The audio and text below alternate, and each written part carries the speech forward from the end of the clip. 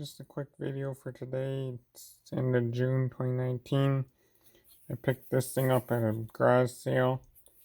This is I'm not sure if there's a technical name, but basically it's an adjustable spade bit. Here's your normal spade. It's not quite a spade bit tip because it's a screw and mechanism. But then it's got this slider. I haven't tried to adjust it yet. I assume it has to do with this screw to adjust this part, which is the cutter. And it appears to go from like, I don't know, it says 2 and 3 on it, so I don't know, it seems kind of weird for 2-inch hole, but it's possible. And I'm guessing it goes up to 3. Maybe that's metric, I'm not quite sure.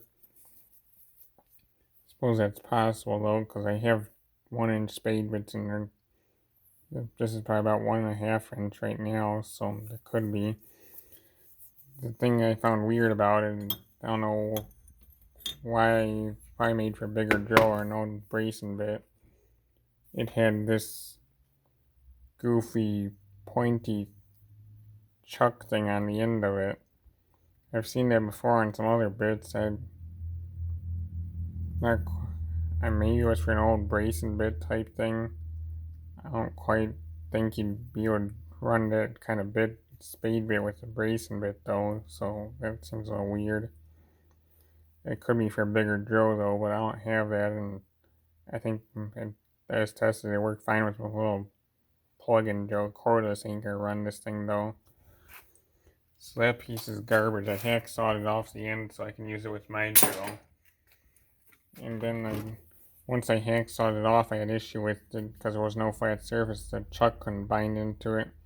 So then I wasn't quite sure on the layout of these, but I basically replicated a triangular pattern.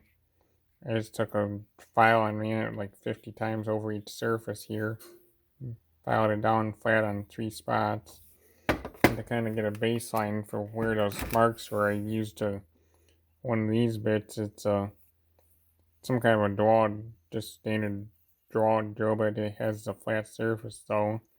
Triangular type pattern too. I tend to replicate it with that, marked it with a Sharpie, and then I used the file to replicate, to actually make the flat surfaces on here. And then I tested it again and it worked fine.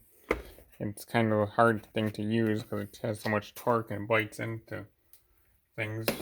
It'll bite into the wood pretty good, and you gotta have a good grip on the drill, and plug-in drill seems to be the only way you can use this thing, but I don't think I might have paid 50 cents or something for this thing, so yeah, I figure it's worth making use of it and doing this, so. And it seems to work, so hopefully I can use it on things other than my drill press or something.